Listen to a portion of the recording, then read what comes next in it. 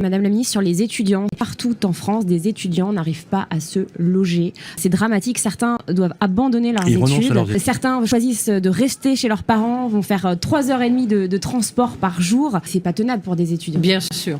C'est un énorme chantier qui est devant nous. Et moi, ce que je peux vous dire, c'est que déjà, pour 2025, on a une trajectoire de plus de 11 000 agréments de logements socio-étudiants fait par le secteur du logement social. Ça veut dire d'abord, qu'on répond quand même à l'objectif du Premier ministre, puisque quand on y ajoutera les logements étudiants produits par le privé, on sera, à mon avis, largement à 15 000. Mais surtout, quand on a plus de 11 000 logements sociaux, ça veut dire qu'on a aussi pris la peine de faire en sorte de répondre à une autre problématique, c'est le pouvoir d'achat des jeunes, c'est de mettre des loyers modérés à disposition de jeunes. Vous l'avez dit, c'est une montagne qui est devant nous et on a décidé avec le ministre de l'Enseignement supérieur et de la Recherche de faire cause commune. On a monté une task force, tous les préfets de région ont été mobilisés.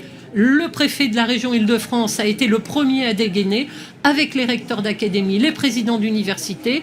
On a monté des observations et une identification des besoins par région et on a un plan d'action qui sera aussi soutenu par 5 milliards d'euros qui sont réservés par la Caisse des dépôts et la Banque des territoires pour le financement des projets logement étudiants. Donc, on a vraiment mis la machine en route. Et s'il y a dissolution, ça... écoutez, le choix d'un gouvernement sera-t-il celui du suivant? Je n'en sais rien. Sachez qu'en tout cas, on a lancé la machine, on a mobilisé nos préfets, on veut agir dans les territoires parce que c'est dans les territoires que ça se passe.